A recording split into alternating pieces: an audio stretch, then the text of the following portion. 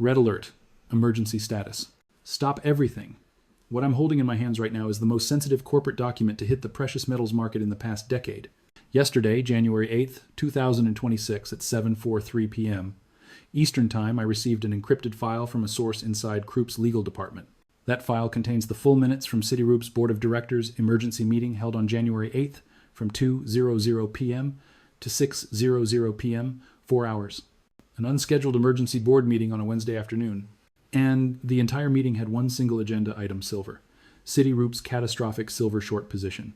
And what the board decided, what they voted on, what they put into writing is going to change everything. The Kroup Board of Directors has issued a mandatory liquidation order.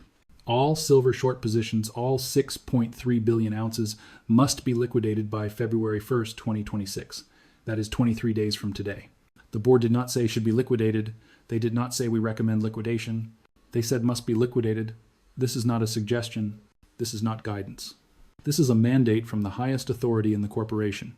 The board of directors has ordered a complete exit from silver shorts in 23 days. And according to the risk analysis presented to the board during the meeting, the projected silver price when the liquidation is completed is $267 per ounce. Let me be crystal clear about what we're looking at. These are not leaked analyst notes. These are not anonymous tips. These are the official minutes from a Citigroup's Board of Directors, meeting 73 pages, attendance records, presentations from the Chief Risk Officer, presentations from the General Counsel, vote tallies.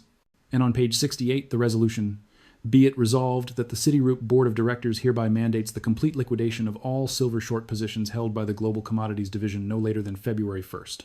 Bouncindling Archelieu, the Chief Executive Officer and Chief Risk Officer are hereby directed to execute the liquidation using all necessary means. Failure to comply with this mandate may result in removal for cause. This resolution is adopted by unanimous vote of all directors present. January 8th, 2:0265:47 p.m. Unanimous vote. Every single director voted yes. This is not one person's take. This is the collective decision of Citigroup's board that the silver short position is so dangerous, so catastrophic, so existentially threatening that it must be shut down immediately regardless of cost. And they were shown the cost $267 per ounce. They know liquidation will mean $143 billion in losses. And they approved it anyway because the alternative, according to the risk presentation, is total insolvency. Now, before I take you through what happened inside that 4-hour board meeting, before I lay out the 3 catastrophic crises that forced this decision, you need to understand why Kroup matters. Why Citigroup going into emergency liquidation mode is just as significant as Goldman Sachs flipping. Kroup is one of the largest clearing members of the COMEX. They clear silver trades for hundreds of smaller institutions. If Kroup fails on a silver delivery, it doesn't just hit Citigroup, it hits every client they clear for. The contagion is systemic. Kroup also holds 6.3 billion ounces of silver shorts. That is the 3rd largest short position in the world after JP Morgan and Goldman Sachs. If Citigroup liquidates 6.3 billion ounces, that is buying pressure equivalent to almost 8 years of global silver production hitting the market in 23 days. And here is the key difference between Citigroup and Goldman. Goldman's memo said they are covering over 18 months. Citigroup's board mandate says 23 days. Goldman is trying to cover gradually to reduce price impact. Citigroup does not have that luxury. Citigroup is in full crisis mode. Their board looked at 3 separate existential threats and concluded that if they do not exit the silver position immediately, the bank fails. Not in a year. Not in 6 months. The bank fails in the next 90 days. So they mandated emergency liquidation. Consequences be damned. And the consequence is $267 silver. Let me take you inside the board meeting. The meeting was called with 6 hours notice. An email went out at 8:00 a.m. on January 8th to all board members. Emergency board meeting, mandatory attendance, 2:00 p.m. today. Location, Executive Conference Room 47A. Topic: silver position crisis. 6 hours notice for a board meeting is unprecedented. Board meetings are scheduled months in advance. But this was an emergency. And when the board convened at 2:00 p.m., the first presentation was from Citigroup's Chief Risk Officer. The presentation was titled Silver Position Systemic Risk Assessment, 47 slides. The opening slide stated, as of January 7th, 2026, Citigroup holds a net short position in silver derivatives totaling 6.34 billion ounces. This position poses 3 immediate and catastrophic risks to the firm's survival. Risk 1, insurance cancellation resulting in regulatory non-compliance. Risk 2, credit rating downgrade resulting in funding crisis. Risk 3, criminal prosecution resulting in executive imprisonment and corporate dissolution. Each risk independently poses existential threat. Combined, the 3 risks make continuation of the short position untenable. Recommendation: immediate and complete liquidation of all silver shorts. The chief risk officer then walked the board through each crisis. Let me show you crisis number 1 exactly as it was presented to the board. Crisis 1, Lloyd's of London insurance cancellation. The presentation stated Croup's derivatives portfolio is insured by Lloyd's of London under a master policy providing $20 billion of coverage for commodity derivative losses.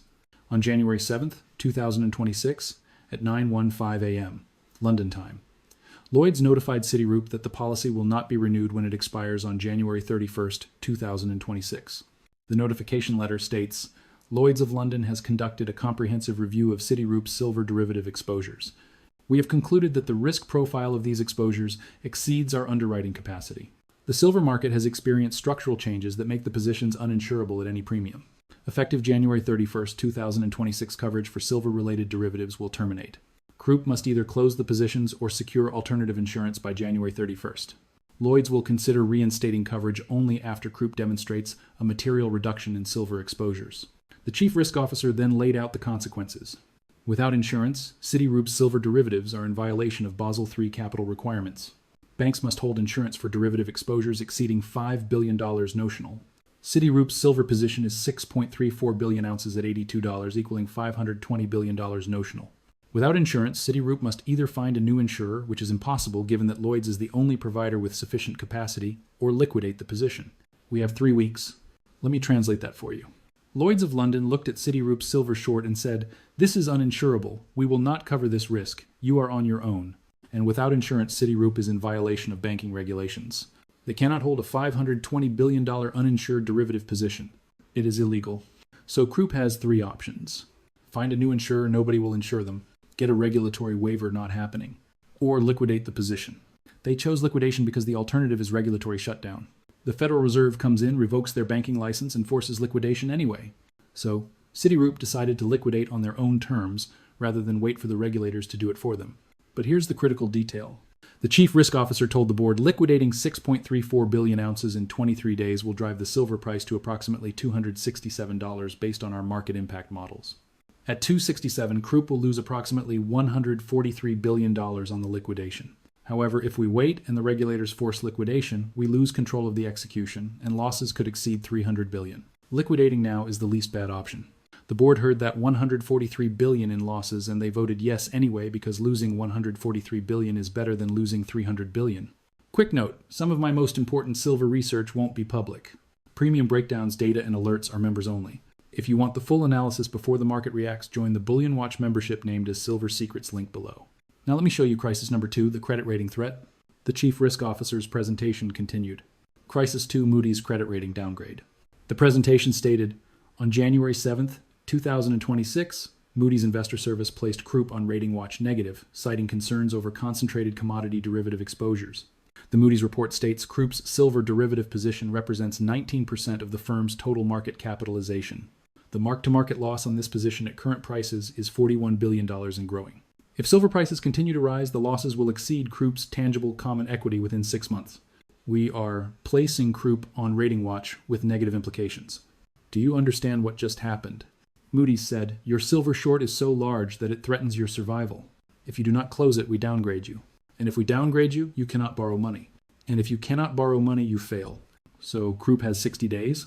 But the board decided not to wait 60 days, because waiting increases the risk that silver prices rise further and losses grow. The board decided to liquidate immediately, 23 days. Get it done before Moody's publishes their next review. Show Moody's that Croup is actively managing risk. Avoid the downgrade. Save the bank even if it costs $143 billion. But it gets worse because the third crisis is not financial. The third crisis is criminal. The chief risk officer's presentation continued. Crisis 3, Department of Justice, criminal investigation. The presentation stated, on January 6, 2026, Citigroup received a target letter from the United States Department of Justice Fraud Section. The letter notifies Croup that the bank is the subject of a criminal investigation for commodity market manipulation under the Commodity Exchange Act. The investigation stems from trading activity in silver markets between 2015 and 2025. The DOJ has obtained emails, trading records, and recorded phone calls indicating that Citigroup traders engaged in spoofing, layering, and coordinated selling to manipulate silver prices lower while holding large short positions. The target letter states that the DOJ intends to seek indictments against multiple Croup executives and potentially the corporation itself. If convicted, individual defendants face up to 20 years imprisonment. The corporate entity faces fines of up to $50 billion and potential dissolution under the Alternative Fines Act. Criminal charges against the bank, against the executives. 20 years in prison, $50 billion in fines. And here is where it gets really interesting. The chief risk officer told the board, "Our outside counsel has advised that if Krupp continues to hold large silver short positions while under criminal investigation for silver manipulation, it significantly strengthens the DOJ's case." The DOJ can argue that Krupp's continued shorting demonstrates ongoing manipulation. However, if Citigroup immediately liquidates all silver positions, our counsel believes we can negotiate a deferred prosecution agreement. We would admit wrongdoing for past conduct, pay a fine in the range of $8 to $11 billion, and agree to exit silver markets permanently. But the key condition is that we must liquidate before the DOJ files indictments. If indictments are filed while we still hold the positions, our negotiating leverage disappears. Our counsel estimates we have 30 to 45 days before the DOJ moves forward with indictments. Recommendation: liquidate immediately to preserve ability to negotiate. So Krupp is liquidating not just to avoid regulatory shutdown and credit downgrade, they are liquidating to stay out of prison. The executives looked at the choice between losing $143 billion or going to prison for 20 years. They chose to lose the money. Now let me show you the mathematical insanity of liquidating 6.3 billion ounces in 23 days. Because the board was presented with a detailed execution analysis. The presentation included a section titled Liquidation Mechanics and Price Impact Modeling. It stated to liquidate 6.34 billion ounces in 23 days requires purchasing an average of 275.65 million ounces per day. For context, total global silver trading volume across all exchanges averages 8.2 million ounces per day. Citigroup's required daily purchase volume is 33.6 times total global daily volume. This purchasing volume will overwhelm available liquidity and drive prices sharply higher. Price impact model assumptions. Base case elasticity of supply 0.15. This means that a 1% increase in price brings a 0.15% increase in available supply. To bring 6.34 billion ounces to market from current holders requires a price increase sufficient to induce a 792% increase in supply relative to baseline. At elasticity of 0.15, this requires a price increase of 5,280%. However, this model is unrealistic because it assumes linear elasticity. In reality, the supply curve is highly inelastic at low prices and becomes more elastic at very high prices. The refined model uses step function elasticity. At prices below $100, elasticity 0.08. At prices between $100 and $200, elasticity 0.18. Let me translate that. Krupp has to buy 275 million ounces per day. The normal daily volume is 8 million.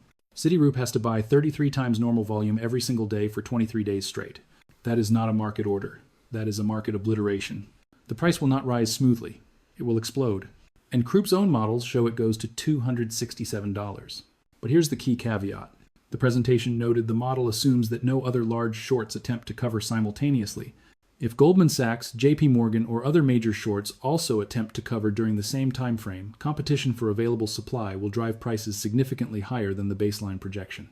Worst case scenario, multiple large shorts covering simultaneously, projected price $425 to $480. So $267 is the best case. That is, if Krupp is the only buyer. But Goldman Sachs is also covering. We know that from the leaked memo. So Citigroup is not the only buyer. There are multiple shorts all trying to cover at the same time, which means 267 is conservative. The real price could be 400, 500, maybe higher. Now let me show you the supply analysis that was presented to the board, because they had to explain where 6.3 billion ounces is going to come from. The presentation included a section titled Available Silver Supply Sources. It stated, Source 1 primary silver mine production, annual production 140 million ounces. Available for purchase over 23 days, 8.88 million ounces. Percentage of requirement 0.14%, insufficient. Source 2, byproduct silver mine production. Annual production 663 million ounces. Available over 23 days, 41.8 million ounces. Percentage of requirement 0.66%, insufficient. Source 3, recycled silver. Annual supply 180 million ounces. Available over 23 days, 11.3 million ounces. Percentage of requirement 0.8%, insufficient. Source 4, government stockpile liquidations. Estimated available 340 million ounces from countries willing to sell at elevated prices. Percentage of requirement 5.3, 6%, insufficient. Source 5, ETF redemptions. SLV, PSLV, and other ETFs hold approximately 920 million ounces. If prices rise sufficiently, estimate 40% could be redeemed. Available 368 million ounces, percentage of requirement 5.88%, insufficient. Source, 6 private holdings liquidation. Estimated global private holdings 1.8 billion ounces. At prices above $200, estimate 35% of private holders will sell. Available 630 million ounces. Percentage of requirement 9.94%. Insufficient. Source 7 industrial inventory liquidation. Industrial users hold approximately 280 million ounces in working inventory. The board was shown that every single supply source is insufficient. Even if you add them all up, 8.8 plus 41.8 plus 11.3 plus 340 plus 368 plus 630 plus 168 equals 1,578 million ounces. That's 1.57 billion ounces. Citigroup needs 6.34 billion. That leaves a 4.77 billion ounce gap. So where does the rest come from? The presentation said that to cover the remaining 4.77 billion ounces, Citigroup will use the following playbook. Strategy 1, forward contracts with miners. Citigroup will negotiate deals to buy future production at fixed prices. Estimated availability 800 million ounces over 36 months. Strategy 2, OTC settlement with counterparties. Citigroup will negotiate cash settlements with derivative counterparties willing to accept cash instead of physical delivery. Estimated 1.2 billion ounces. Strategy 3, physical delivery failures converted to damage payments. For contracts where Citigroup cannot deliver physical silver, Krupp will pay damages equal to 150% of market value. Estimated 890 million ounces. Strategy 4, synthetic silver positions.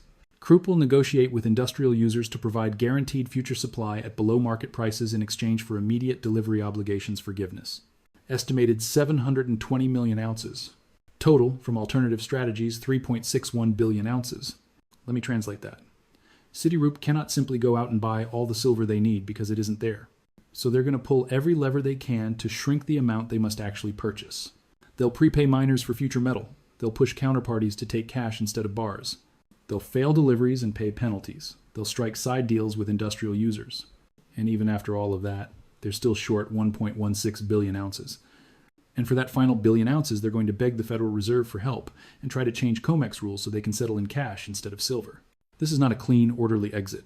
This is a chaotic scramble. This is Krupp throwing money at every problem and hoping they can buy, bribe, or negotiate their way out before the whole thing snaps. Now let me show you what the board discussed about China, because China came up repeatedly in the meeting. The minutes include a discussion section where directors pressed management with direct questions. Director Sarah Chen asked, "What is the risk that Chinese buyers will compete with our liquidation purchases and drive prices higher than projected?" The chief risk officer responded, "That risk is significant and is incorporated into our worst-case scenarios. Intelligence indicates that People's Bank of China has expanded M2 by $51 trillion.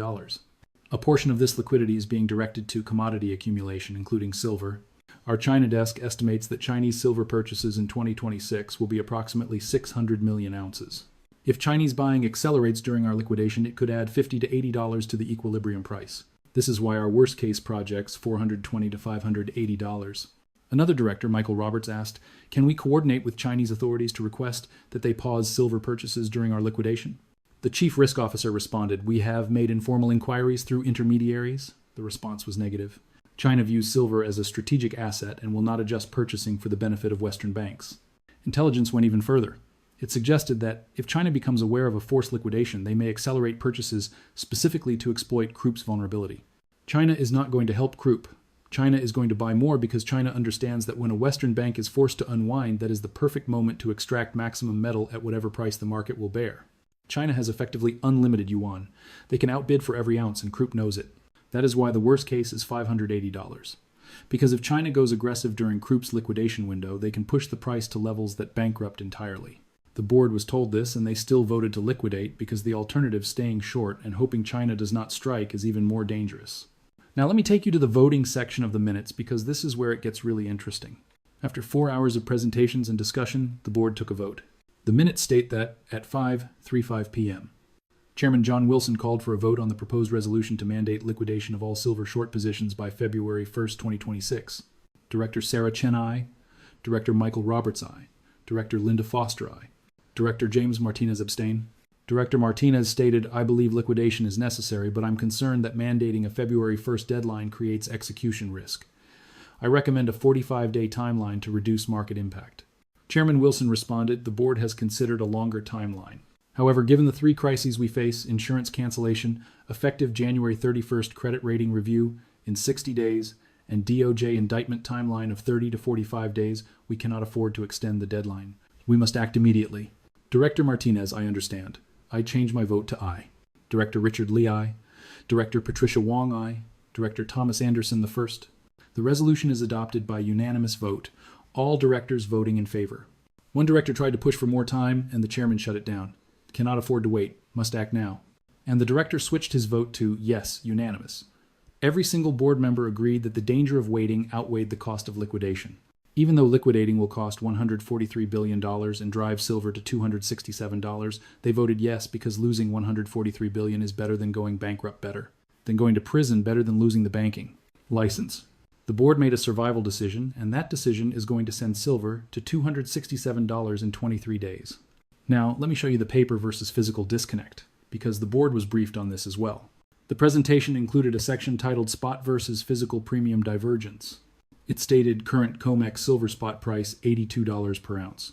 Current physical silver premium for American Eagles, $28 over spot.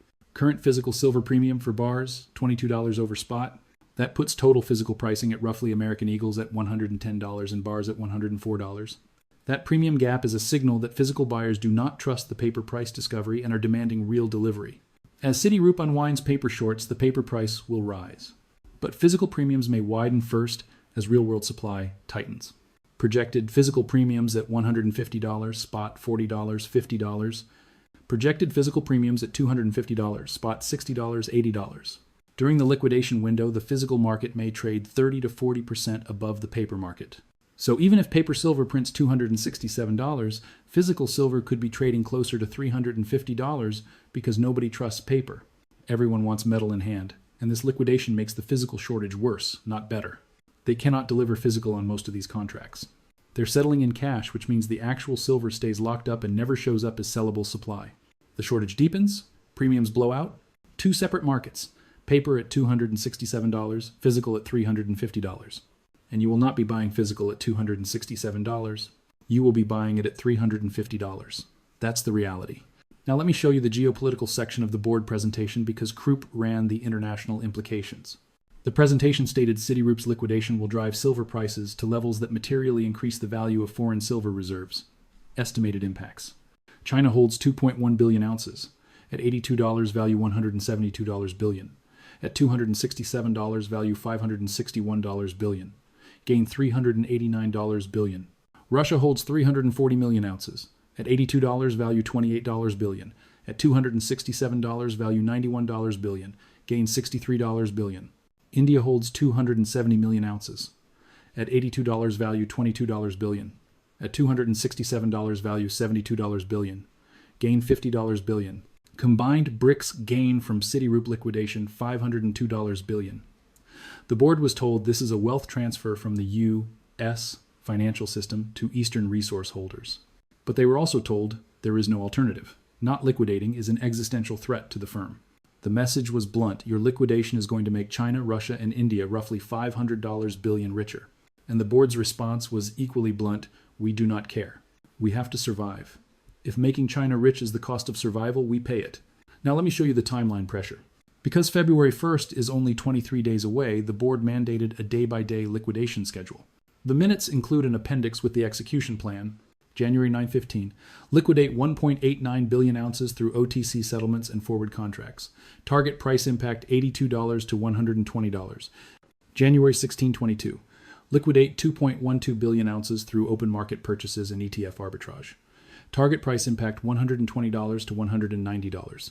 January 23-29, liquidate 1.58 billion ounces through emergency measures including damage payments and synthetic settlements.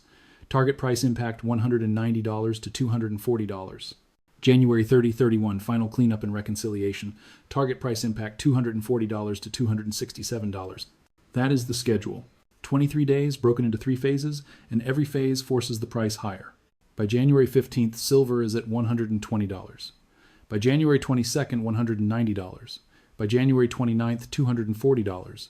And by February 1st, $267. That's the plan. And starting today, January 9th, Citigroup flips into buyer mode. 275 million ounces per day every day for 23 straight days. Now here's what that means for the other shorts because the board addressed it directly. Director Patricia Wong asked, "What is the likelihood that our liquidation triggers cascade covering by other shorts?" The chief risk officer responded, "Extremely high. Our models indicate that when silver rises above $120, which we project will occur by January 15th, other shorts will face margin calls and will be forced to cover. Goldman Sachs is already covering according to market intelligence. JP Morgan has not announced covering, but likely will once prices rise above $100. If 3 or more major shorts attempt to cover simultaneously, the price impact will be significantly worse than our baseline projections. This is why our worst-case scenarios project $420 to $580 cascade covering. That is the nightmare scenario. Think through the chain reaction. Citigroup starts buying. Price lifts to $100. Goldman panics and ramps up their buying. JP Morgan sees Krupp and Goldman both scrambling and starts covering too. Now you've got 3 giants bidding at once, plus China buying, plus Saudi Arabia buying. Total buying pressure, 15 billion ounces in 3 months. And when that kind of demand hits a market with limited supply, the price doesn't climb politely. It launches. $500, maybe higher. Now here's the critical do not sell message. Because Krupp needs your silver, they're short 6.3 billion ounces. You're holding some of the ounces they have to find, and they want to pry them loose at $80, $90, $100. But Citigroup's own board presentation says the target is $267. So why would you sell at $100 when their internal model is $267? Why would you hand it over at $150 when the worst case is $580? You're holding the winning hand. Citigroup is cornered. They have 23 days to cover, or they run straight into insurance cancellation, a credit downgrade, and criminal prosecution. They must buy at whatever price the market demands. You do not have to sell at whatever price they hope for. Let them pay $267. Let them pay $300. Let them pay whatever it takes, because every ounce you hold is leverage against them. They're trapped. You aren't. The board has mandated liquidation. The clock is running, and the plan points to $267 minimum. Don't hand them your silver cheap. And the board wasn't blind to the dangers of this plan. They were briefed on the risks and voted to proceed anyway. Risk 1, market volatility. This liquidation creates historic volatility. Expect daily swings of 10 to 20%. Expect circuit breakers. Expect trading halts. Expect gaps. Risk 2, counterparty defaults. As silver rips higher, some counterparties may fail to deliver or default outright. That can drag Krupp into litigation and slow the unwind. Risk 3, regulatory intervention. If COMEX views Krupp's buying as disorderly, they could halt trading or impose position limits that block Citigroup from finishing liquidation. Risk 4, competitive buying. If other major shorts accelerate their covering, Krupp may not be able to source enough silver before the February 1st deadline. Risk 5, reputational damage. News of Citigroup's forced liquidation will torch the firm's reputation and could spark customer withdrawals and counterparties cutting exposure. The board heard all 5 risks, and they still voted to liquidate because the downside of liquidating is smaller than the downside of not liquidating. Now let me go deeper into the Lloyds section because this is pivotal. Lloyds of London isn't only canceling Citigroup's insurance, they're pulling coverage for every bank sitting on massive silver shorts. The board was told Lloyds has issued similar cancellation notices to Goldman Sachs, JP Morgan, and HSBC. All 4 banks lose silver derivatives insurance effective January 31st. That creates a coordination trap. All 4 banks are forced to unwind at the same time. And when multiple giants race for the same limited supply, the competition becomes extreme, driving prices far higher than a single bank liquidation ever would. Lloyd's cancellation is effectively forcing the entire Western banking cartel to exit silver simultaneously. So it's not just Citigroup, it's everyone. Goldman is covering because of CFTC pressure. Krupp is covering because insurance is being pulled. JP Morgan is covering because of delivery failures. HSBC is covering because of Lloyd's. 4 banks covering together. This isn't one institution's headache. This is a system-wide crisis. And when the system tries to cover 13 billion ounces of shorts inside the same 30-day window, the price doesn't stop at $267. The price goes to $500 or higher. Now, let me show you the industrial user section because the board was briefed on this as well. Impact on industrial users. Silver is a key input for solar panels, electronics, and automotive applications. If silver runs to $267, industrial users get crushed by margin compression. Solar panel manufacturers currently pay roughly $85 per ounce for silver. At $267, the silver cost per panel rises by 214%. Many solar manufacturers become unprofitable. Electronics manufacturers face similar cost shocks. Industrial demand destruction at $267 is estimated at 35%. But here's the brutal part. The demand destruction is required to free up metal for Krupp's liquidation. Without a collapse in industrial demand, there simply isn't enough silver available for Krupp to cover. So Krupp understands their liquidation is going to break solar companies. And they don't care because if Krupp doesn't liquidate, Krupp goes bankrupt. Solar getting wrecked is collateral damage. acceptable casualties in a war for survival. Now, let me show you the Federal Reserve section because the board discussed whether the Fed would step in. Director James Martinez asked, can we request Federal Reserve support for the liquidation? Perhaps the Fed could provide a special liquidity facility to smooth the price impact. The Chief Risk Officer responded, we have had preliminary discussions with Federal Reserve staff. The Fed's position is that Krupp's silver position is a commercial matter and not a systemic risk that warrants Fed intervention. The Fed will provide normal discount window access if needed, but will not create a special facility for silver. The Fed's view is simple. Banks never should have been shorting silver at these levels, and now they have to live with the consequences of those choices. The Fed is not helping. The message to Krupp was blunt. You made your bed, now lie in it. No bailout, no special facilities. You're on your own. Liquidate and take the losses. That means Krupp cannot rely on government support. They have to execute this unwind with their own capital. And if losses blow past $143 billion, if the worst case hits and losses run $200 billion or more, Krupp may be forced to raise capital through an emergency stock issuance, diluting shareholders, destroying shareholder value, but keeping the bank alive. Now let me show you the shareholder impact section because the board discussed it directly. Impact on Krupp shareholders' current share price, $67.40. Market capitalization, $118 billion. Projected loss from liquidation, $143 billion. The loss exceeds market cap by $25 billion. That implies Krupp's current share price does not reflect the true risk embedded in the silver position. Once liquidation begins and losses become public, the share price will likely drop 40 to 60%. Projected share price post-liquidation, $27 to $40. But if Krupp does not liquidate and instead runs into insurance cancellation, a credit downgrade, and criminal prosecution, the share price likely falls 80 to 95%. Projected failure scenario share price, $3 to $13. Liquidation preserves more shareholder value than failure, even with massive losses. The board was told shareholders are going to lose half their investment, but if we don't liquidate, they lose everything. So we liquidate. The board is choosing to hurt shareholders in order to save the bank. It's a survival decision, and the shareholders were not consulted. The board made the call and will announce it after the fact. Now, let me bring this to the conclusion. The final section of the minutes is titled Resolution and Implementation. It states, Chairman John Wilson, we have heard comprehensive presentations on the three crises facing Citigroup related to our silver, short position, insurance cancellation, credit rating, threat, and criminal investigation. Each crisis independently threatens the firm's survival. Combined, they make continued holding of the position impossible. Management has proposed immediate liquidation of all silver shorts by February 1st, 2026. The projected cost is $143 billion and projected price impact is $267 per ounce. This is an extraordinary action that will result in significant losses. However, the alternative is existential failure of the firm. I call for a vote on the mandatory liquidation resolution. All directors have voted in favor.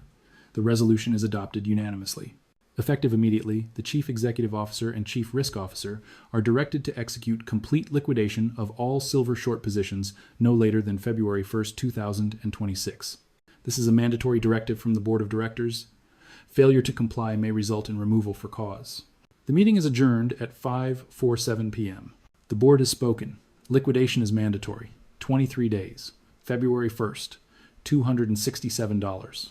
This is not a suggestion. This is an order from the highest authority in the corporation, and it starts today. Today, January 9th, Citigroup becomes a buyer. 275 million ounces a day for 23 days. And when Krupp starts buying, the price lifts. When the price lifts, Goldman speeds up its own covering. When Goldman steps harder on the gas, JP Morgan panics and joins the scramble. When all three are bidding, China buys even more. And when everyone is a buyer, the sellers disappear. When the sellers disappear, price doesn't climb, it goes vertical. 267 is the floor. The ceiling is 580 or higher. The cascade is underway. The shorts are boxed in and we're holding the silver they need to survive. Do not sell at 100. Do not sell at 150. Do not sell at 200. Make them pay 267. Make them pay 300. Make them pay whatever it takes because they don't have a choice. They must buy. The board ordered it. Insurance expires January 31st. The credit review lands in 60 days. The DOJ indictments are coming. Citigroup is liquidating or dying. They chose liquidation. And liquidation means bidding for your silver at any price. The board minutes are real. The 73 pages are real. The unanimous vote is real. The February 1st deadline is real. The 267 target is real. Citigroup is in emergency mode. The mandate is live. The timer is running. 23 days to cover 6.3 billion ounces. Impossible math. Vertical price. 267 minimum. This isn't theory. This is Krupp's board-mandated execution plan. The alert is red. The target is set. Hold your silver. Watch Citigroup unwind and collect 267 or more. The endgame is here. The board has voted. The liquidation starts today. Go, go, go.